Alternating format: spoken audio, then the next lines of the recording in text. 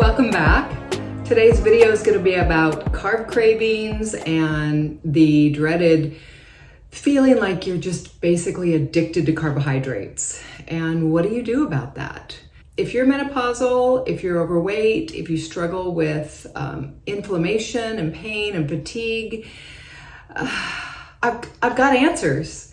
If carbohydrates are something that you struggle with, if starches and sugars and all those processed treats get in your way and you can't say no, then I think there's a couple of reasons why that is. Today's video, we're going to really dive into how to strategically feed yourself in a way that might make you feel like, okay, I think I can do this. It's the first part of October. We've kind of gotten through that back to school. The weather's starting to change. We know the holidays are coming up, and a lot of times it's a good time for a reboot, a reset. And when you're not feeling like you're in control, I think getting really some clarity is super important for the long-term forward motion strategy for you to get the job done. Lose some fat, get rid of some extra weight, get rid of that tire around your belly, start being more comfortable in your body. What you eat is essential to your success. And when you're kind of thinking, oh, this is low calorie, it's time to really start counting carbohydrates. It doesn't sound fun, but carbohydrates, when they're unchecked, they wreak havoc on your metabolism.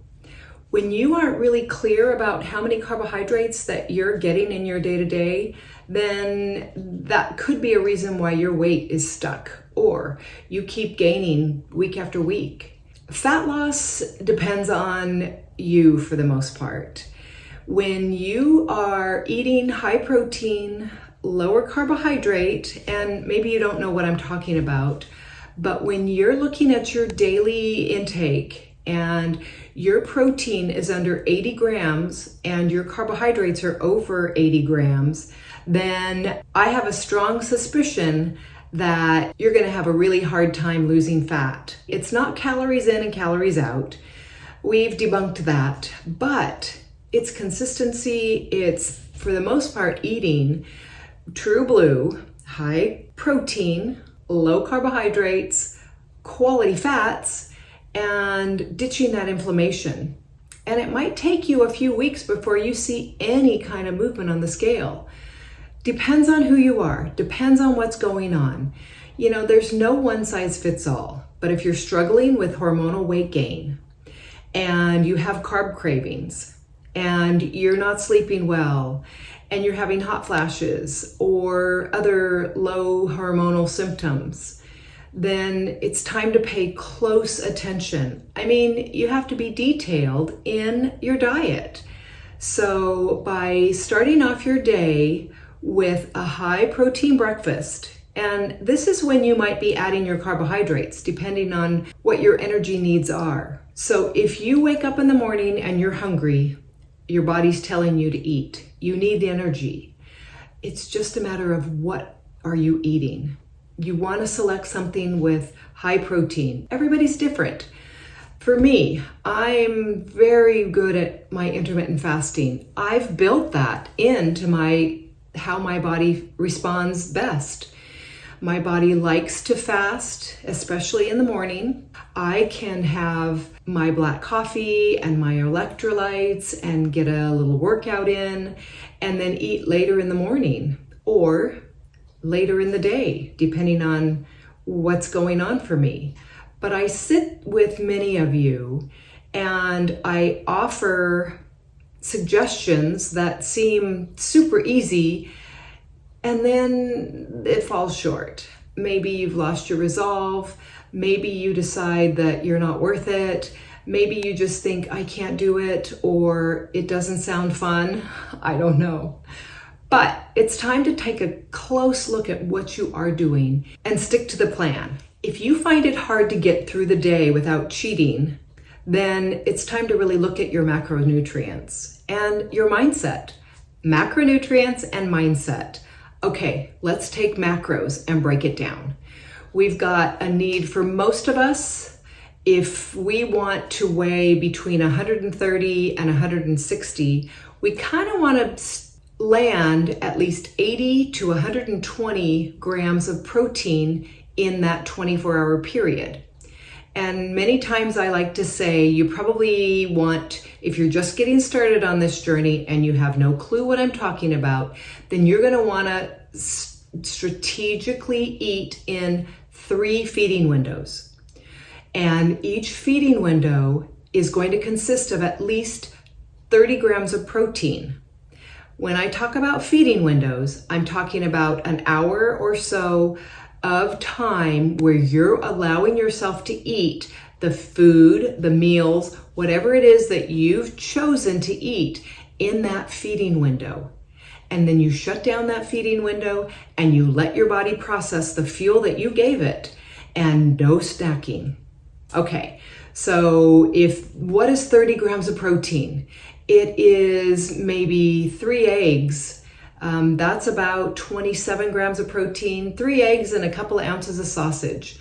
You can have a couple carbohydrates. You can have some strawberries, or if you're super active and metabolically stable, maybe you can afford to have a piece of gluten-free toast with butter. A few cubes of roasted potatoes, whether it's a sweet potato, whether it's a new potato, whatever it is. You can roast up some potatoes and have a couple tablespoons on your plate just to kind of make that meal feel more complete. So that would be a high protein, lower carb breakfast that you would enjoy anytime during the morning. If you're eating earlier in the morning, if you're not as metabolically stable, you might need to eat 3 to 4 hours later. But the goal here is to eat enough in that feeding window so that you don't have to eat again until your next feeding window opens. You can always drink water, you can have herb tea, you can have black coffee, but no real calories. I don't want you chewing gum. You shouldn't be taking any supplements. You should be letting your body process. There's a reason for that. Gut health relies on that couple hours with no food. And then you should be truly hungry when it's time for your next feeding window to open. So let me backtrack. If you eat your breakfast at 7 to 8 a.m., then you don't eat any food until about noon. And then you open that feeding window at noon, you eat 30 plus grams of protein in that feeding window, in that meal. And whether you're having, maybe it's a grass-fed burger patty, maybe you're having a salad with chicken thighs, maybe you're having a piece of salmon with some roasted vegetables. Whatever it is, that 4 to 5 ounces of solid protein is going to sustain your energy and reduce your hunger and help with carb cravings so that you're not having to snack in the afternoon. Oftentimes when I'm chatting with you and we're discussing your day-to-day, it seems that you're maybe trying to quote-unquote diet. And so you're having maybe a protein drink in the morning that's prepackaged, very low quality protein, very low quality fuel because there's tons of chemicals in there. And you expect not to feel hungry, or you expect that it's going to do the trick because it had 30 grams of protein. Well, when you don't have real food in your body's going to tell you, we need more fuel. And that's going to start with a carb craving. The first thing that your brain does when it needs energy is look for sugar. And it's going to make you hunt down that cookie, that cake, that muffin, because your body needs quick fuel. But if you set yourself up for success by eating a 30 gram plus protein meal and quality carbohydrates with that meal, if you do the carbohydrates at all, then your body's going to have a much better time curating energy so that you can stick to your diet and feel really good. And when you stick to your diet, you lose fat because your body's able to tap into stored fat for fuel instead of storing it. And that's all about insulin resistance. And we've talked about that a lot here. So the key to carb cravings and metabolic success is quality protein, lower carbohydrate, quality fats, and meal timing. It's that simple, ladies. When you are menopausal, you don't metabolize carbohydrates like you used to. Chances are you're not doing the workouts that you used to do. Chances are that you're sitting more, and maybe you've got some injuries that prevent you from really doing a solid workout like you used to. So that's why I like to suggest 2 supplements in particular. The Optimal Amino Essential Amino Tablets. They are super, super bioavailable. Your body needs amino acids and proteins to build muscle, joints, tendons, and all of the cellular structure. And you also need quality fats. So that's why we're avoiding seed oils. We're eating really high quality saturated fats, high quality seed oils like cold pressed avocado oil, cold pressed coconut oil, cold pressed and quality 100% extra virgin olive oil. Those are the types of fats that you want to lean into. We want to avoid the fats that are in the fryer at the restaurant or the canola oil that's sprayed on the grill so that your, whatever, your hash browns for breakfast are nice and crispy and delicious. Those are damaging fats. They will deteriorate the cellular structure in your body. We need to eat quality fats because our body needs to knit together cellular structure. It's simple. It's easy to make your own French fries at home in duck fat, in beef tallow, in avocado oil is like my third choice, but if that's all you have and you're jonesing for a French fry or a hash brown, fine, that works for me. It's just a matter of understanding how these foods work in your body. And when you have enough protein on board and quality fuel, then you're not going to have the cravings. You're going to be it's going to be a much easier task for you to stick to your plan.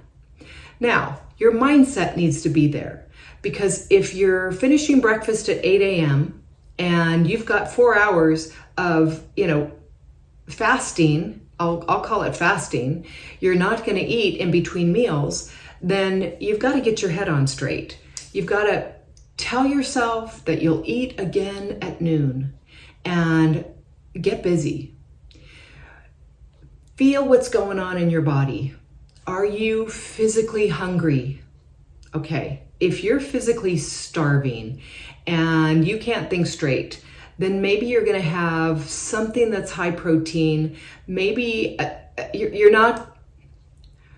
don't fall for I'll just have a little bit of muffin or donut. Don't do it. Avoid it like the plague, because it'll really lead to plague-like symptoms. Seriously. Tell yourself no. Tell yourself you'll eat in a few hours and get busy. If you have time to snack, you have time to exercise. I'm just going to offer that getting your mindset right is the other half of the equation. Your nutrients are important and your mindset is important. Decide that you're gonna stay strong. Give yourself 24 hours. If you can't give yourself 24 hours, and if you keep falling down at 3 p.m. day after day after day, or 9 p.m., whatever it is, whatever your Achilles heel is, then you need to make some changes. You need to get really, really serious about how you live your life. What do you want? Why are you doing that to yourself? Don't allow that to happen. Allow yourself to get your head on straight, practice until it gets perfect, and make sure that when you have a craving and you feel like you're going to fall off the wagon, maybe journal, maybe set a timer and take a walk, go brush your teeth, prepare a meal for when your feeding window opens, whatever it takes. Distract yourself. I know you can do this. If you have been doing the intermittent fasting and you feel like you're still kind of stuck, then maybe you want to try a longer fast. Maybe you want a 24-hour fast. What does that mean? If you're a breakfast person, then it means you eat breakfast and you don't eat again until breakfast the next day. If that seems scary to you, then take it slow. And maybe 4 or 5 days a week, you do a 15 to 16 hour intermittent fast. And whether you're not eating dinner or you're eating dinner super early or you're eating a later breakfast, whatever it takes to get that, 15 to 16 hour fast in, allow your body to rest, allow your digestion to reboot. And it also will give you some more mental information about how you feel without food. And if you're typically just kind of hungry and that hunger goes away, I promise you, you get better in the fasted state when you're metabolically stable. And you get the benefits of fat loss. And it's free, okay? So those are just a few tips today. We've got the optimal aminos to help with ensuring you get that bioidentical protein in. And each tablet is 3 grams of dietary protein. And you can count that in your macros. So I take 10 every single day. The other supplement that I want to share is the Beam.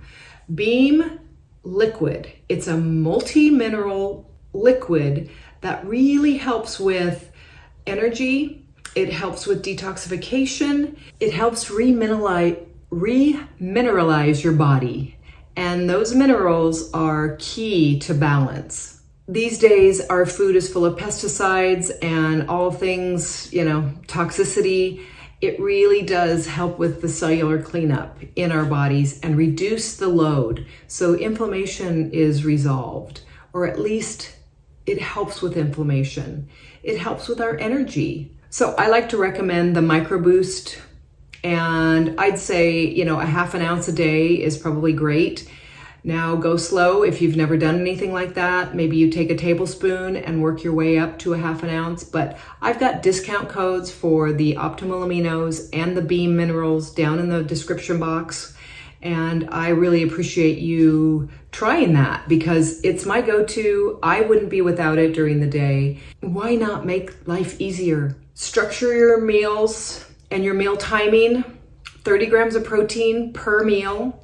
If you're not eating 3 meals a day, then maybe you want to bump that up so that you are getting a total of, close to 100 grams of protein in a day in a 24-hour period. So that's going to take some work if you haven't been doing that. If you've been eating high carb, ease your way into it. Lower the carbohydrates, increase the protein. You know what? If this seems just absolutely impossible for you to really give it a try, then start counting your carbohydrates. And when you add up and tally up the carbs in the foods that you're eating day to day, you might be surprised. I like to say, if you're just new at this, 80 grams of protein and no more than 80 carbs in a day, this will really kind of get you more focused. See how you feel. It's not like you're starving yourself. 80 grams of protein is, at least 8 ounces of animal protein. And that should really go far with your satiety. Okay, you should feel really, really good. And maybe if you don't feel good the first day, hang in there and give it a second day. This is long-term stuff, you guys. Months in and months out. And it's not a diet, it's a lifestyle. because it's not like we're going to lose the weight and then go back to eating what you've been eating. Your body can't handle it. So you need to just get your head on right. Get your head straight. Appreciate that you need to make changes if you have extra weight. If you've got that bloated, abdominal shelf, you really want that gone. It doesn't feel good. It doesn't look good. And when you know better, you do better. So let's get back on track. Let's get clear that you need to make a change, and there's easy, quick fixes.